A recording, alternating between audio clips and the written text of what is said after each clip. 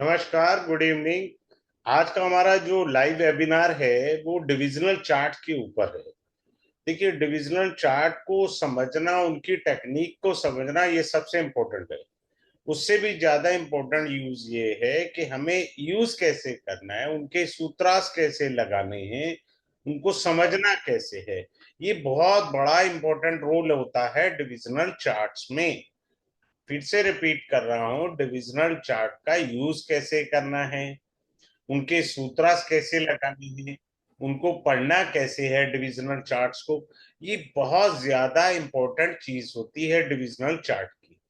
अब मैं स्टार्ट करता हूं और आपको बताने का प्रयास करता हूं। आप नोट कर सकते हैं और जान सकते हैं कैसे यूज होता है डिविजनल चार्ट का, किस तरीके से क्या हमें को करना होता है। देखिए, ऐसा होता है कि हम यहाँ पर जो पढ़ेंगे वो डिविजनल चार्ट जो पढ़ेंगे, D1 पढ़े, D9 पढ़ेंगे, D2 पढ़ेंगे जिसे होरा कहते हैं, ये नमांश होता है।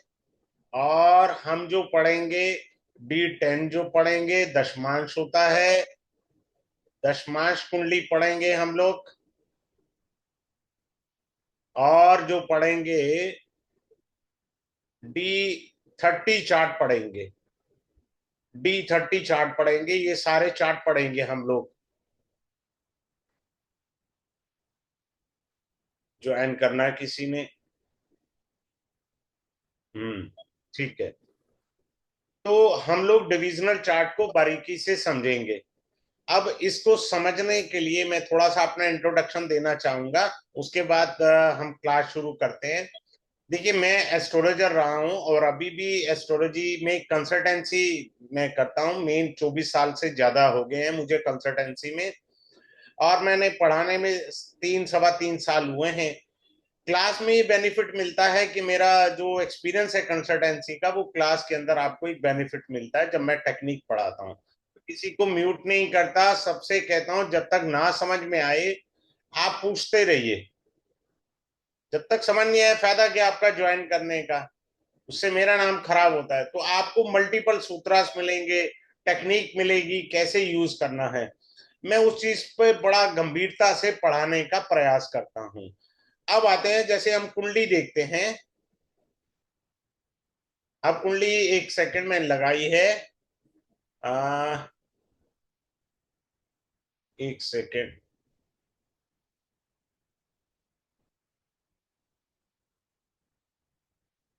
अब आप देखिए, ये कुंडली लगी है आपके सामने।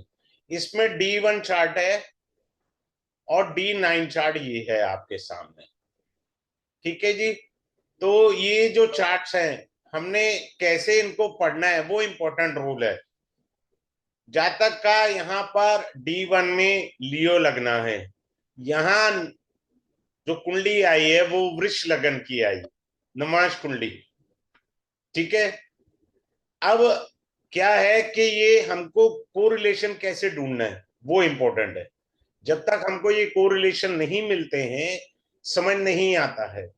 सदैव याद रखिएगा, एक रूल हमेशा याद रखिएगा। लगन कुंडली और डिविजनल चार्ट में आइदर राहु और केतु सिटिंग इन द लगना, तो काफी हद तक कुंडली कमजोर हो गई है। D1 भी कुंडली कमजोर हो गई है और D9 भी कुंडली कमजोर हो गई है काफी हद तक। तो ये जो चीज है, इस चीज को हमें समझना है। सबसे पहले क्या समझा हमने कि राहु केतु अगर डिविजनल, किसी भी डिविजनल चार्ट में अगर आ जाते हैं, तो आपको ये समझ लेना है कि कुंडली कमजोर हो गई है, पहला पॉइंट। दूसरा पॉइंट अच्छे समझिए। अब जो कुंडली में राजयोग होते हैं, राजयोग कुंडली का भाव अर्थ ये है कि ये देखिए, ये नाइन्थ लॉर्ड है, ये 10th लॉर्ड है, तो ये मंगल हो गया, और ये मान लीजिए शुक्र हो गया, और ये दोनों बैठ गए यहाँ 11th हाउस में, मंगल और शुक्र। राजयोग था, वो यहाँ आ गया। क्या ये राजयोग D9 में भी स्टैंड कर रहा है या कैंसिल हो गया? अगर कैंसिल हो गया तो जो D1 में राजयोग दिख रहा है उसके पूर्ण फल नहीं मिलेंगे। सिंपल सी बात है। फिर से रिपीट कर रहा हूं, देखिए ये आपका हुआ 9th हाउस सिंह लगन में, ये हुआ 10th हाउस का लॉर्ड वीनस। मंगल और शुक्र कंजक्ट एनीवेयर इन द चार्ट, मान लीजिए 11th हाउस में कंजक्ट हुए, क्या मंगल और शुक्र नमाज कुंडली में दृष्टि संबंध रख रहे हैं, एक दूसरे को देख रहे हैं, या कंजक्ट होके कहीं बैठे हैं, तो बहुत अच्छा है। अगर ये मंगल और शुक्र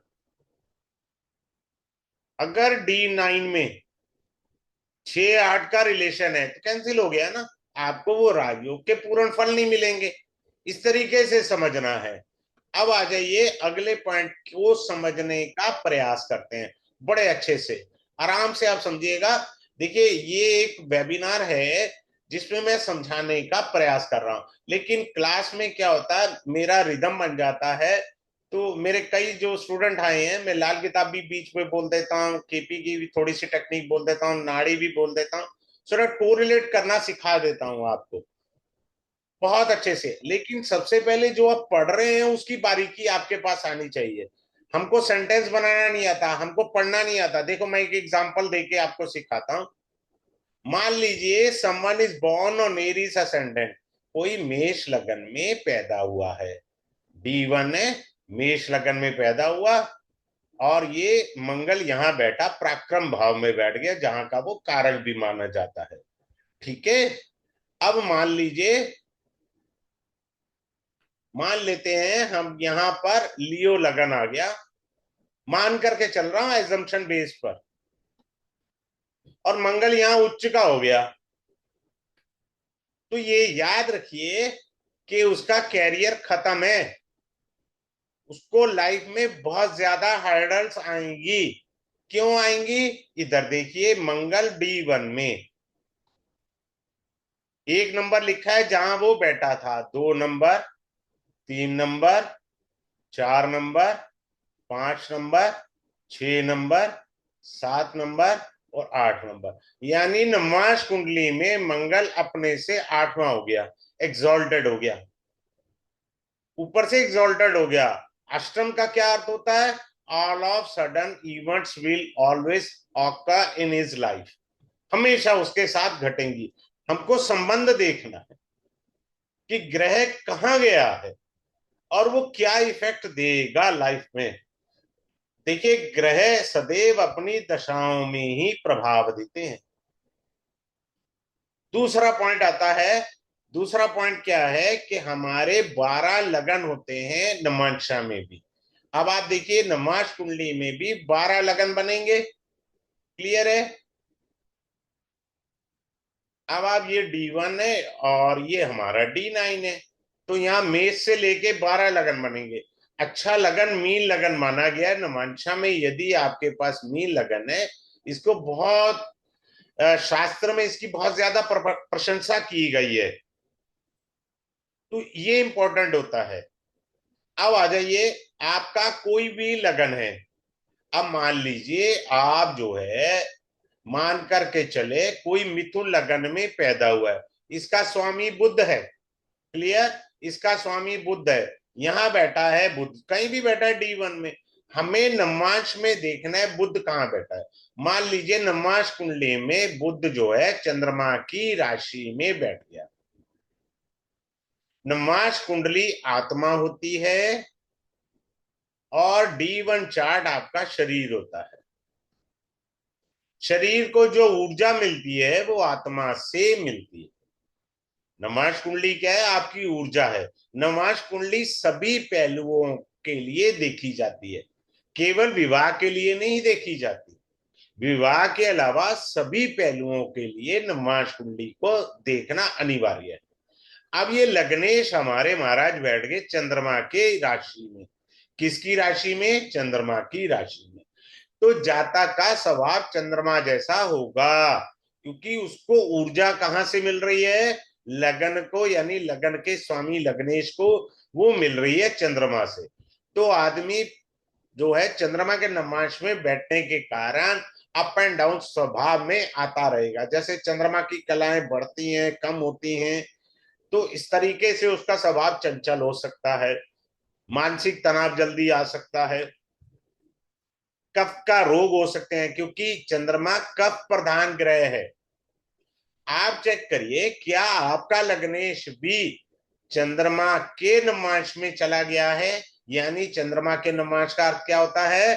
चंद्रमा की राशि में। तब आप क्या कह सकते हैं कि ग्रह जो है वो आपको दिक्कत दे रहा है। अब आगे चलते हैं। अब सबसे इंपॉर्टेंट बात यह है कि जो D1 के ग्रह हैं, D1 के जो ग्रह हैं, क्या नमांश कुंडली में वो मित्र ग्रह में गए हुए हैं, उनकी राशि में गए हैं, स्वराशि में गए हैं, या उच्च की राशि में गए हैं, तो पॉजिटिव है। शत्रु राशि में गए तो दिक्कत आ गई, तब तो परेशानी आ गई आपको, क्योंकि ऊर्जा आपको शक्ति से, वो शत्रु से मिल रही है ना, तो इसलिए दिक्कत आएगी। अब अगले पॉइंट पर चलते हैं।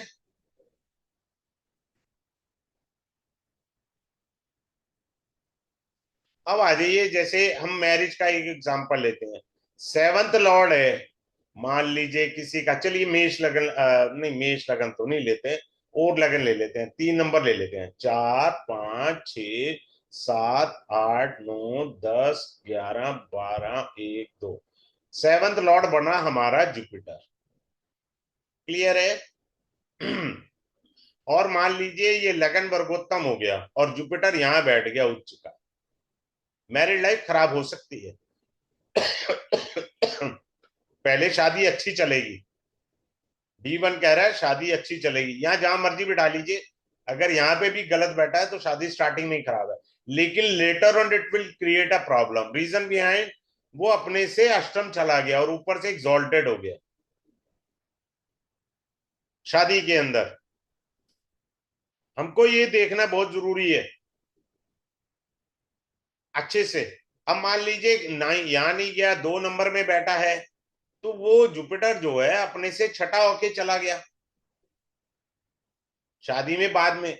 ये शादी का स्टार्टिंग पॉइंट है, हमारी शुरू की शादी, लेटर ऑन हमारे को क्या रिजल्ट मिलते हैं। अगर यहां शुभ है शादी के पॉइंट्स और यहां अशुभ है, तो शादी का प्रारंभ के साल अच्छे नहीं गुजरेंगे, लेकिन बाद में mutual understanding husband and wife में हो जाती है। बहुत अच्छी बात है। अब इसके अंदर वर्गोत्तम चीज बहुत अच्छी है। वर्गोत्तम में क्या होता है कि अगर जैसे कोई लगन हो, किसी का सिंह लगन है, तो सिंह लगन वर्गोत्तम हो गया। लगन का वर्गोत्तम होना कुंडली की शक्ति को बढ़ा देता है, ये सदैव याद रखिए। अगर मान लीजिए किसी का बुध 4, 3, यहाँ मंगल यहाँ बैठा है और यहाँ पे भी 3 नंबर में मंगल बैठ गया, तो ये थोड़ा मंगल कमजोर हो गया, कारण ये शत्रु राशि में बैठा हुआ है और वर्गोत्तम भी है। समझ में आया? 6, 7, 8, मान लीजिए किसी का बुध वर्गोत्तम है, 8 नंबर बुध वर्गोत्तम है, ये भी शत्रु राशि में बैठा है, अशुभ फल करेगा। तो ये याद रखना है आपको, अगर लग्नेश का शत्रु ग्रह वर्गोत्तम है तो अपनी दशा अंतरदशा प्रत्यंतर दशा में आपको पीड़ा देगा, ये सदैव याद रखना है, क्योंकि उसके वो शक्तिशाली हो गया ना। अब एक और बात याद रखनी है, अब आपका कोई भी ग्रह देखिए अपनी कुंडली में जिसकी महादशा है, देखिए मैं बताता हूं, किसी ने ज्वाइन करना है, आदित्य अनिशा से। अब ये देखिए, मान लीजिए कोई ग्रह जो है D1 है और D9 है, किसी की मान लीजिए मिथुन लगन है, शनि की दशा है। अब आप देखिए शनि क्या शत्रु राशि में बैठा है नमाज कुंडली में, शत्रु राशि में बैठा, मान लीजिए वृश्चिक में शनि बैठा है, तो चूंकि ये शत्रु राशि है तो इसकी दशा में पीड़ा आएगी आपको। इस तरीके से हमको देखना है। अब मैं एक आपको चार्ट दिखाता हूं, आप इसमें भी देखिए। जातक की राहु की दशा चल रही है, राहु कहाँ बैठा है जी? राहु यहाँ बैठा है कर्क राशि में, 12वें घर में, पहला नेगेटिव पॉइंट। दूसरा, नमाज कुंडली में आते हैं हम लोग। यहाँ राहु भगवान कहाँ बैठे हैं? वो राहु भगवान फिर से यहाँ बैठे हैं, वर्गोत्तम हो गए कर्क राशि में। मानसिक पीड़ा और तनाव सदैव मिलती रहेगी। कब तक मिलती रहेगी? राहु की दशा समाप्त होने, वो जाएगी नहीं, क्योंकि वो कर्क राशि में वर्गोत्तम हो गया।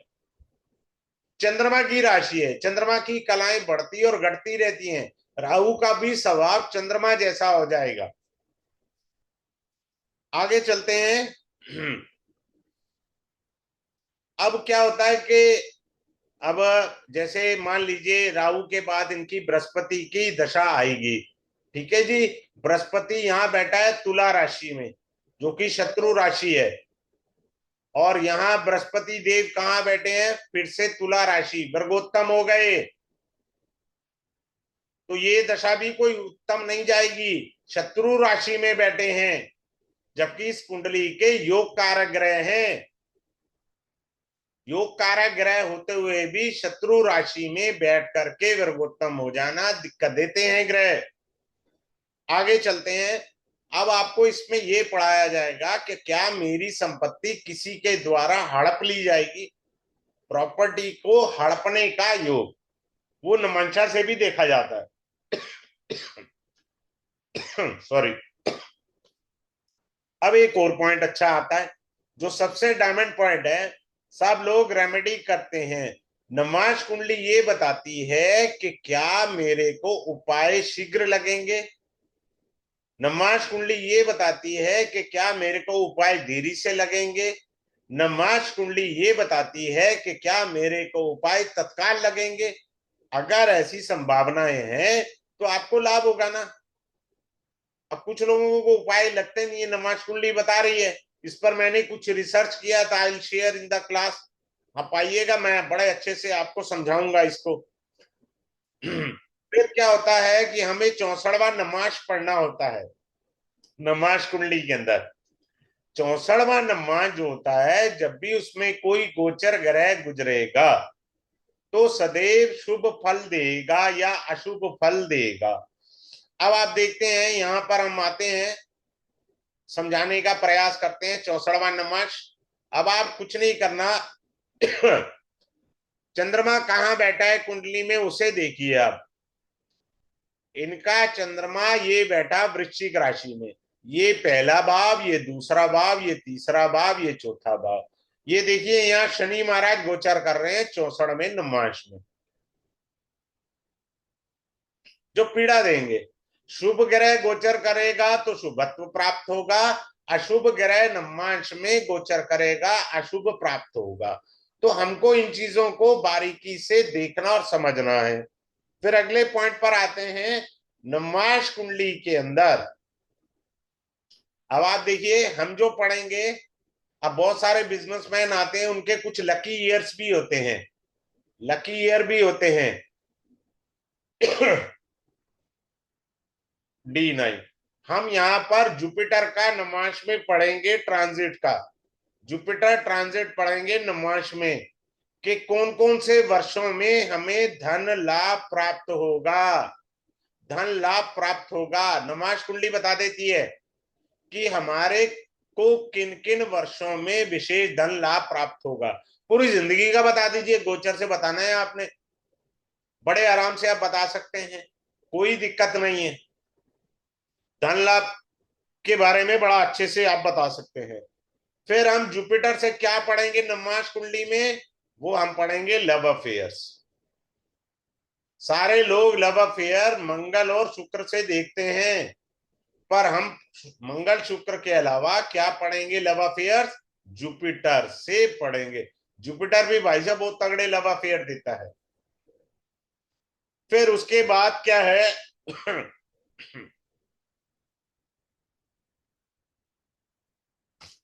अगले पॉइंट पर आ रहे हैं। अगला पॉइंट जो हमारा रहेगा, मैं फिर से एक बार बता देता हूं, हमेशा याद रखिएगा, जो यहां D1 में राजयोग हैं, क्या वो राजयोग D9 में भी हैं, एग्जिस्ट करते हैं? तो आपकी जिंदगी में स्वर्ग ही स्वर्ग लिखा है भगवान ने। अगर ये राजयोगों का, ग्रहों का संबंध 6-8 या 2-12 हो जाए तो वो राजयोग खंडित हो जाते हैं। ये समझ लीजिएगा। आप D1 चार्ट देख रहे हैं ना, मंशा नहीं देखा तो गलती हो गई आपसे।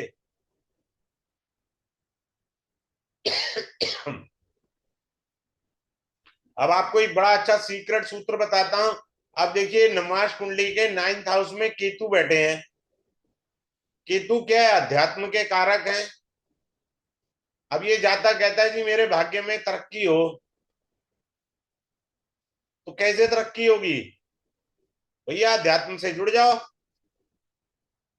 अगर आप एस्ट्रोलॉजी करते हैं तो आप तो पहले से ही जुड़े हुए हैं। एस्ट्रोलॉजी कोई आपका वो वाला सब्जेक्ट थोड़ी है, स्कूल कॉलेजेस में पढ़ाया जाता है।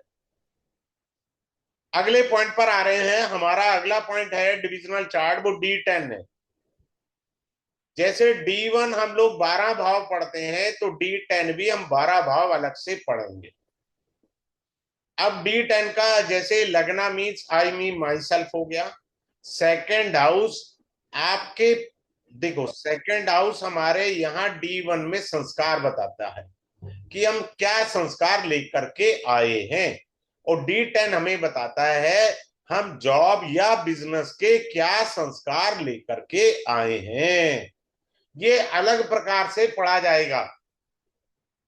D10 चार्ट बिल्कुल सेम नहीं होता, अलग 12 भाव पढ़े जाएंगे। ये 9th हाउस आपको ये बताएगा, आपने कोई फैक्ट्री लगाई है या आपने कोई ऑफिस लगाया है, तो आपका टाइम टेबल क्या है, आप किस ढंग से रन करना चाहते हैं बिजनेस को, वो आपका नवम भाव बताएगा, दशमांश कुंडली का।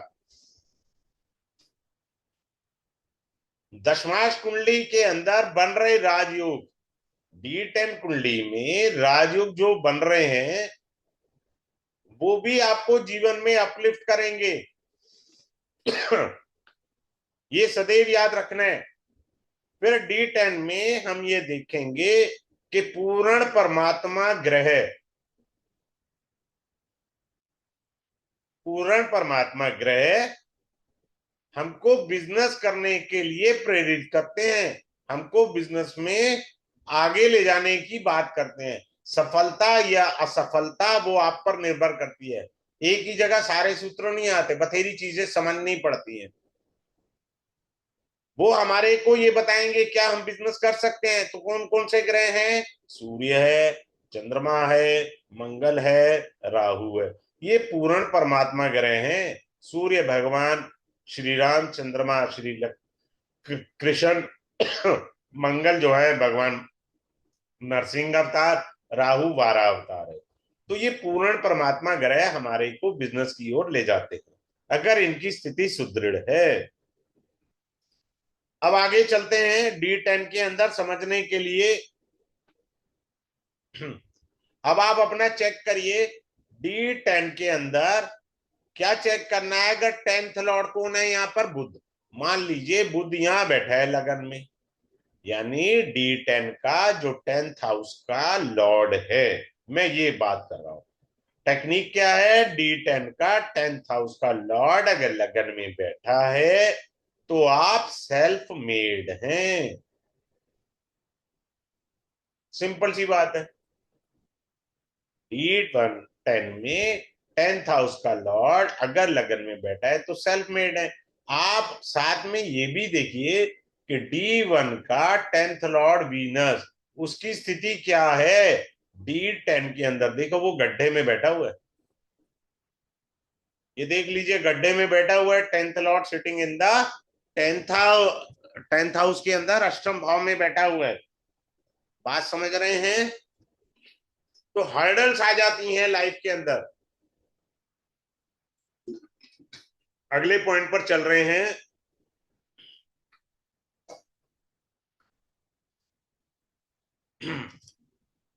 अब एक और चीज होती है D10 के अंदर, क्या चीज हमें चेक करनी है? जो 10th लॉर्ड है उसका तत्व ज्ञान जरूरी है। तत्व ज्ञान, तत्व ज्ञान का मतलब क्या होता है?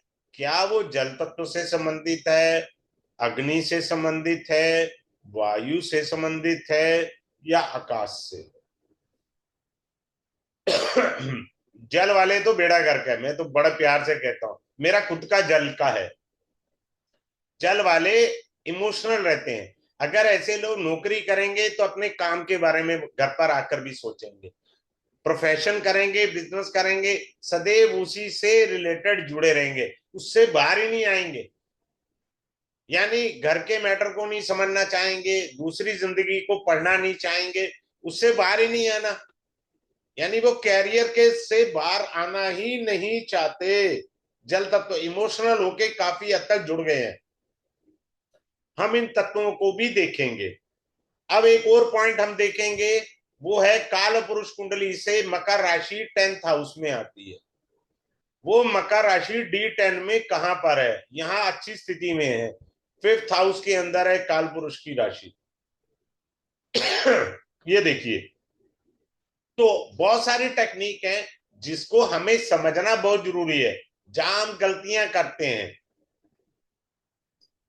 फिर उसके बाद हमको होरा चार्ट पढ़ना है। क्या पढ़ना है? होरा चार्ट, D2 होरा चार्ट पढ़ना है। होरा चार्ट क्या होता है ये देखिए, ये रहा होरा चार्ट। ये होरा चार्ट दो प्रकार का होता है। एक होता है सूर्य की होरा। यहां अगर सूर्य की होरा है, सूर्य की होरा क्यों बोलेंगे हम? कारण सिंह राशि है। अगर यहाँ 4 नंबर लिखा हो तो हम कहेंगे चंद्रमा की होरा। ये बेसिकली हमारे को वेल्थ यानी धन संपत्ति को बताती है कि क्या भगवान ने हमारे को धन संपत्ति दी है बड़ी उच्च कोटि की। अब मेरी पहले वाले बैच में, सबसे 3 साल पहले पहले वाले बैच में एक फीमेल आई थी, और मेरे से वो आयु में बड़ी थी, अपनी कुंडली लेके मेरे से क्लास में बैठती थी। उनके सारे ग्रह 12th हाउस में है, जबकि ये बिल्कुल नेगेटिव होता है, लेकिन उनका एक विपरीत राजयोग बन रहा था। तो मैंने उनसे पूछा कि आपके पास तो मल्टीपल प्रॉपर्टी होनी चाहिए। She said yes, I have 3-4 properties. तो हमारे को धन कितना अच्छा आएगा, किन ग्रहों की दशा में आएगा और किन ग्रहों की दशा में हमको दिक्कत होगी। अब जैसे ये सिंह राशि है, इसमें देखिए कितने ग्रह बैठे हैं, 1 2 3 4 5। 5 ग्रह अगर सूर्य की होरा में आ जाएं, जिस भी ग्रह की दशा हो, आपको मेहनत, आपको स्ट्रगल ज्यादा करना पड़ेगा। जिस भी ग्रह की दशा हो उसमें आपको स्ट्रगल ज्यादा करना पड़ेगा, क्योंकि ज्यादा ग्रह सूर्य की होरा में बैठे हैं। सूर्य की होरा का एक का दूसरा अर्थ क्या होता है कि सूर्य जो है तपिश है, धूप है, और उसके अंदर ग्रह बैठने से दिक्कत आ गई। दूसरा अध्यात्म भी बताता है। मैं बताता हूं अध्यात्म आपको यहीं पर ही, देखो सीख लीजिए आप अध्यात्म की चीज को। उसमें क्या दिक्कत है, जैसे कैसे कि क्या मैं परमात्मा को पा सकता हूं, जबकि ये धन का चार्ट है, वेल्थ के बारे में हमने पढ़ना है। अगर सूर्य की होरा में चंद्रमा बैठ जाए और चंद्रमा की होरा में सूर्य बैठ जाए, तब आप परमात्मा को पा सकते हैं। आप में सामर्थ्य होना चाहिए। आपको तो योग मिल गया परमात्मा को पाने का, तो सामर्थ्य आपका बताता है। अब आगे चलते हैं, अगले पॉइंट के अंदर D30 चार्ट को समझते हैं हम लोग। D30 चार्ट, एक सेकंड, हाँ इसमें देखें आ जाता है D30 चार्ट। ये आ गया D30 चार्ट। ये देखिए मिस फॉर्च्यून, ये लिखा हुआ है D30 चार्ट, मिस फॉर्च्यून, इसे भी हम पढ़ेंगे, ये इंपॉर्टेंट चार्ट। ठीक है, अगर D30 चार्ट में राहु केतु अगर 7th हाउस में गलती से आ गए, तो आपको इस जन्म में विवाह का सुख नहीं है। That is your miss Fortune ना, सिंपल। ये चीज हमें समझनी है। इसके अंदर जो समझना क्या है, D30 चार्ट में अपन लगन को पढ़ेंगे, अपन 8th हाउस को समझेंगे, हम राहु केतु को समझेंगे D30 चार्ट के अंदर, ताकि हमारे को अच्छी बातें समझ आ सके जीवन के बारे में, हमारी प्रॉब्लम्स कहाँ है, हम कहाँ मिस्टेक्स कर रहे हैं वो भी जानेंगे। D30 चार्ट हमारी गलतियों को भी बताता है। अगर कोई पापी ग्रह, मान लीजिए शनि, एक सेकंड रुकिए, मैं दोनों चार्ट को थोड़ा सा विजिबल कर देता हूं। हाँ, मान करके चले कि यहाँ शनि बैठा है और यहाँ शनि देख रहा है, तो लगन दोनों जगह प्रभावित हुआ। तो जब भी इस ग्रह की दशा आएगी, you will face lot of hurdles, क्योंकि ये मिस फॉर्च्यून चार्ट है D30। हमको आराम से पता लग गया इसकी दशा में हमको दिक्कतें आएंगी। और एक सेकेंड, हाँ, इन चीजों को बारीकी से हम लोग आराम से समझेंगे। दूसरा क्या है, D30 चार्ट हमको ये बताता है कि क्या हम कुछ जन्म जन्मांतरों के दोष लेकर आए हैं, D30 चार्ट ये बताता है। क्या हम किसी का श्राप कैरी करके आए हैं इस जन्म में, वो भी बताता है D30 चार्ट हमारे को। तो ये सारी चीजें जो है ना, हमको बारीकी से पढ़नी और समझनी है D30 के अंदर। आप समझ रहे हैं मेरी बात? अगले पॉइंट पर आते हैं। देखो, जब भी हमारे को कोई भी ग्रह का निष्कर्ष निकालना होता है, वो निष्कर्ष क्वेश्चन पर आधारित है। आपके पास कोई व्यक्ति आया है, वो किस समस्या को लेकर आया है, उस ग्रह का डिविजनल चार्ट में किन किन भावों से संबंध है, किन किन ग्रहों से संबंध है, और कौन से ग्रह उस पर दृष्टि डाल रहे हैं और प्रभावित कर रहे हैं, तो ये सारी चीजें हमको समझनी है। अब अगले पॉइंट पर आ रहे हैं।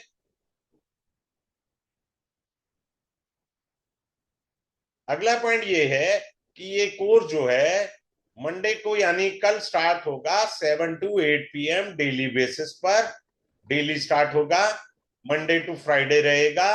आपको लाइफ टाइम आपको रिकॉर्डिंग मिलेगी, लाइफ टाइम के लिए रिकॉर्डिंग है आपकी, आपके पास रहेगी।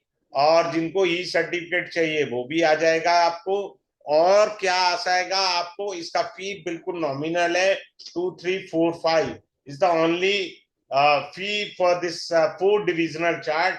हमको जो है डिविजनल चार्ट के बारे में बारीकी से समझ आ जाए, यही बहुत बड़ा है। तो कोर्स स्टार्ट होगा 9 सितंबर 2024 को 7 to 8 PM। तो मैं अनम्यूट कर रहा हूं, जिनकी कोई क्वेरी है वो अपने आप को अनम्यूट करके मेरे से पूछ सकते हैं। किसी की कोई क्वेरी है तो अपने आप को अनम्यूट करके पूछ सकते हैं मेरे से। Is there anyone who is having a query on it? चलिए, क्लास में मिलते हैं और हम अच्छे से डिस्कस करेंगे। आप कुंडली लेकर आइएगा और हम उसके ऊपर चर्चा भी करेंगे। ठीक है? Have a good day, sir. Thanks a lot. Yes Rahul ji. हाँ जी। अगर हाँ, किसी का कैमरा ऑन करिएगा राहुल जी।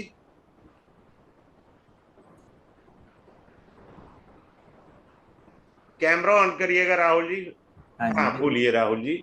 वगैरह अगर मेरे पास किसी का ये आता है, मुझे कुंडली जानना है, पर उनका बर्थ टाइम जो है वो करेक्ट नहीं है। नहीं नहीं, वो तो अलग मैटर हो गया ना, आधे घंटे का फर्क है, 1 घंटे का फर्क हाँ है। हाँ, वैसा ये वैसा। मेरे को आता है बर्थ टाइम रेक्टिफिकेशन में, पर मैं सिखाता नहीं हूँ, अच्छा। टू बी वेरी फ्रैंक, क्योंकि दुनिया इसका मिसयूज करती है। मेरे कई स्टूडेंट ने आके बताया, लोग इस मिसयूज करते हैं, पैसे ऐंठते हैं जी, आपका बर्थ टाइम रेक्टिफाई करना पड़ेगा, इस पर एक्स्ट्रा चार्ज लगेगा 4,000 5,000, ये बोला हाँ हाँ, उन्होंने मेरे को। सुना है।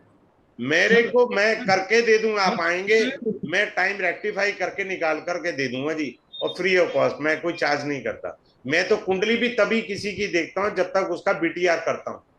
बर्थ टाइम रेक्टिफिकेशन के बाद ही मैं किसी की कंसल्टेंसी करता हूँ। ऐसे कैसे मतलब हो गया, बीटीआर नहीं किया आप कुंडली पढ़ रहे हो, वो तो गलत पढ़ना हो गया ना। हाँ जी। और इसमें जो कोर्स है, इसमें सारे क्या कह रहे हैं? जो कॉस्ट कोर्स कितना है है, टू उसमें थ्री? सारे डिविजनल चार्ट्स ये इंक्लूडेड रहेंगे? हाँ, इफेक्ट आता है ना। नहीं नहीं, आप जो कोर्स, जिस नहीं कोर्स नहीं, में हम, चार डिविजनल चार्ट हम पढ़ेंगे इस कोर्स के अंदर, उनको बारीकियां समझेंगे जो हम समझ सकते हैं, हम्म, क्योंकि इतना समझ आ जाना ही बहुत बड़ी चीज है। अच्छा देखो, बहुत इंपॉर्टेंट चीज होता है हमको चार्ट पढ़ना कैसे है। हमारे पास सूत्रास होने चाहिए। मैं एक ही चार्ट लेकर के अगर 6 सूत्रास बना के 5 दिन का कोर्स भी तो कर सकता हूँ, लेकिन मैं 4 डिविजनल चार्ट आपको दे रहा हूँ और वो पढ़ा रहा हूँ, तो बेस्ट ऑफ द बेस्ट देने का प्रयास कर रहा हूँ ना आपको। हाँ जी। और एक क्वेश्चन है मुझे लग्न कुंडली से रिलेटेड। हाँ जी। जैसे जैसे बोलते हैं कि केतु अगर आपकी आवाज 12वें कम आ रही है थोड़ी सी। हाँ। केतु अगर 12वें भाव में हो तो हाँ। बोलते हैं वो मोक्ष का कारक होता है। हाँ। तो उसमें भी कोई नहीं नहीं, परसेंटेज मोक्ष होता है? वोक्ष नहीं होता, बात सुन लीजिए। ये हाँ, फालतू की थ्योरी सबके दिमाग में उल्टी खोपड़ी भर रखी है। देखो, चतुर्भाव मना होता है, ठीक है। चतुर्भाव में पापी ग्रह बैठे हैं, या पापी ग्रह दृष्ट कर रहे हैं, या चतुर्भाव का स्वामी पापी ग्रहों के साथ बैठा है, या छठे आठवें में बैठा है, कंबस्ट होके बैठा है, वक्री है, धनिया मिलना उसको मोक्ष। मन तो खाली नहीं हुआ उसका। जब तक मन खाली नहीं होगा मोक्ष नहीं होगा। समझ में आया? सिर्फ समझा केतु समझा। 12वें घर में होने से आप किसी को कहते मोक्ष है, तो ये गलत। अच्छा, वही फोर्थ हाउस में अगर जुपिटर बैठ जाए और अब तो एक्सपेक्ट, उसका एस्पेक्ट आ गया। हाँ आ गया, अब बात का मीनिंग बदल गया ना। अब हाँ, आपको अच्छे से समझ में आया। सिर्फ 12वें घर में ग्रह बैठने मात्र से आप कहें मोक्ष हो जाएगा, ऐसे थोड़ी होता है यार। अच्छा। तो चल। मतलब अगर जुपिटर का एक्सपेक्ट पड़ गया है तो इससे इफेक्ट आएगा? हाँ, फिर मीनिंग बदल गया ना। हाँ जी। गुरु चेला योग बन गया। जुपिटर गुरु है, केतु उसका चेला है, दोनों धर्म के ग्रह हैं। बात समझ रहे हैं आप? और सर जी मैंने बीच में सुना नहीं, ये 7 से 8 बजे तक कोर्स रहेगा टाइमिंग? हाँ, और कब तक रहेगा, ड्यूरेशन क्या ये है इसका? मंडे टू फ्राइडे रहेगा। क्लासेस इसकी 5 दिन रहेंगी, ठीक अच्छा। है। तो आराम से हो जाता है, कोई ऐसी दिक्कत नहीं है। और कितने दिन के लिए रहेगा ये?